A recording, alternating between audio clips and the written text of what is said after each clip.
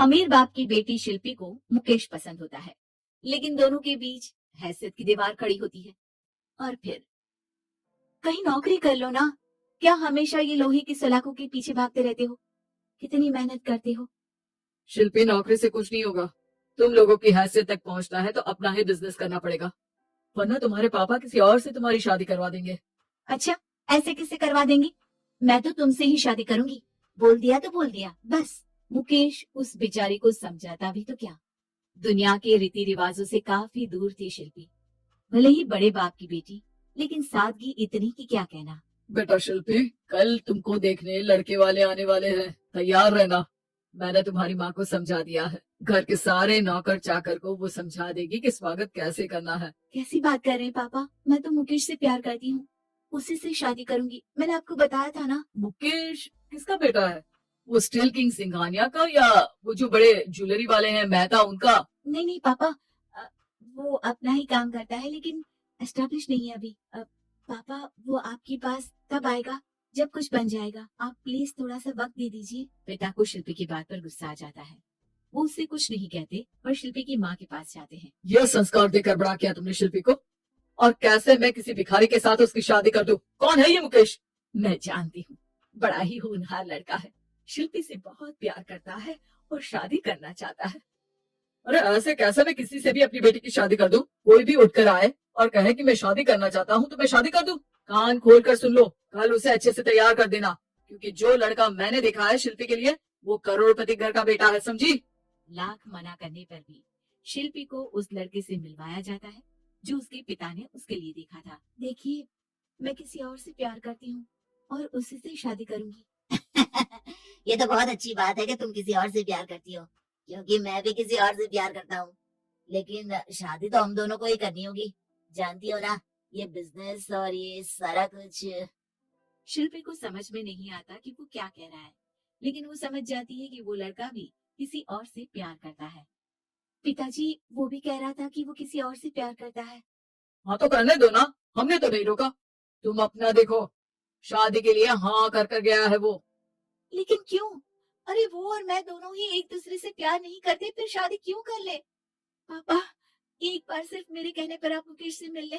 पिता शिल्पी के कहने पर फॉर्मेलिटी के लिए ही सही, लेकिन मुकेश को घर बुला लेते हैं। देखो, ज्यादा वक्त नहीं दे पाऊंगा। ये बताओ कि शादी के बाद कहाँ रखोगे उसे? 2 कमरे के मकान में? नहीं सर, मैंने 2 साल के बाद का सारा प्लान कर लिया है। मैंने आयन इंडस्ट्री खड़ी करने के लिए पूरा ब्लूप्रिंट तैयार किया है। मेरी खुद की जगह है दादाजी की, बस थोड़ा फंड का अरेंजमेंट हो जाता तो काम शुरू कर देता। अच्छा, मतलब तुम यहाँ फंड रेज करने आए हो? मुकेश समझ जाता है कि उसके पिता शिल्पी की शादी उससे कराने के मूड में नहीं है। फंड आप कभी दे भी नहीं पाएंगे मुझे तो सिर्फ शिल्पी चाहिए। मैं उसके बिना नहीं रह सकता सर, मैं उसे बहुत खुश रखूंगा। वो तो हर पति का धर्म होता है। वो तो मैं किसी से भी उसकी शादी करा दूं, वो उसे खुशी रखेगा। लेकिन देखो, मैं ज्यादा बात को घुमाना नहीं चाहता। वो बड़े घर की लड़की है, उसे काम काज की आदत नहीं। अभी वो समझ नहीं रही, लेकिन तुम तो समझो। मैं किसी भी हालत में शिल्पी की शादी तुमसे नहीं करवा सकता। मुकेश पिता से लाख मन्नतें करता है, लेकिन वो नहीं मानते। शिल्पी की शादी उस अमीर लड़के से हो जाती है। शादी के बाद क्या हम लोग मेरी माँ के घर चले? मुझे उन लोगों की बहुत याद आ रही है। हाँ हाँ, जाओ जाओ। वैसे भी आज मैं अपनी गर्लफ्रेंड के साथ मसूरी जा रहा हूँ, तुम जा सकती हो। कैसी बात कर रहे हैं? अब हम लोगों की शादी हो गई है, आप कैसे किसी और लड़की के साथ जा सकते हैं? अरे मैंने तो तुम्हें शादी के पहले ही बता दिया था कि मेरी कुछ गर्लफ्रेंड्स हैं। अब प्लीज ये टिपिकल बीवी वाला रोना धोना शुरू मत कर देना।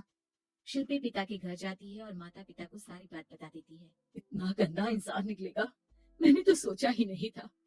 अरे क्यों कराई मेरी फूल जैसी बेटी की शादी ऐसे घर में? और तो क्या हो गया, शुरू शुरू में हर घर में ऐसा होता है, धीरे धीरे ठीक हो जाएगा। और वैसे भी उन लोगों के साथ हम लोगों की एक बड़ी डील फाइनल हुई है, समझी? उन लोगों से रिश्ता बनाकर रखो, तभी पैसों की बारिश होगी। पापा, अब समझ में आया कि आपने मेरे साथ ऐसा क्यों किया। मुकेश आपके सामने गिड़गिड़ा कर गया कि वो मुझे बहुत खुश रखेगा, लेकिन आपने मेरी शादी एक ऐसे लड़के से करा दी जो किसी और लड़की से प्यार करता है और शादी सिर्फ समझौते के लिए कर रहा है। पापा, मैं जा रही हूँ, लेकिन इस घर में कभी पैर भी नहीं रखूंगी। आपने मुझे सामान की तरह इस्तेमाल किया। माँ शिल्पी को बहुत रोकती है, लेकिन वो एक नहीं सुनती। कुछ समय बाद शिल्पी, मुझे नहीं लग रहा कि अब हम दोनों के बीच ये शादी और रह पाएगी। मैं किसी और से शादी करना चाहता हूँ। वैसे तुम परेशान मत हो ना, तुम्हारे पापा के साथ हम लोगों की डील जो चल रही है ना वो नहीं रुकेगी, क्योंकि तुम बहुत अच्छी लड़की हो। ठीक है, मैं जा रही हूँ तलाक के पेपर में साइन करके, लेकिन एक शर्त है, मैं कहाँ गई ये बात मेरे पिता तक नहीं पहुँचनी चाहिए। शिल्पी घर छोड़कर चली जाती है। वो एक नौकरी करती है और अपना जीवन खुद संभालती है। लेकिन एक दिन शिल्पी जी, आपसे मालिक मिलना चाहते हैं। मुझसे क्यों? शिल्पी मालिक के कमरे में जाती है, जहाँ सामने मुकेश होता है। अरे आपको देखकर बहुत खुशी हुई, बहुत बड़े आदमी बन गए।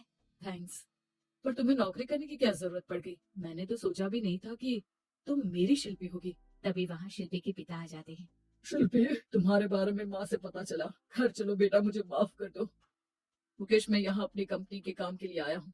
तुम्हारी कंपनी की डील अगर हमें नहीं मिली तो हम बर्बाद हो जाएंगे। वैसे अब तुम चाहो तो शिल्पी की शादी मैं तुमसे कराने को तैयार हूँ। बस करिए पापा, ये क्या सौदा लग रखा है आपने? जिस कंपनी से आपकी डील हो, अपनी बेटी की शादी उसी के घर करा देते हैं। शिल्पी मुकेश से माफी मांगती है और वहाँ से जाने लगती है कि मुकेश उसे रोक लेता है। रुको शिल्पी, ये सब कुछ तुम्हारे लिए है। ये कंपनी, ये नाम सिर्फ तुमसे शादी करने के लिए ही खड़ा किया था। मैं आज भी तुमसे बहुत प्यार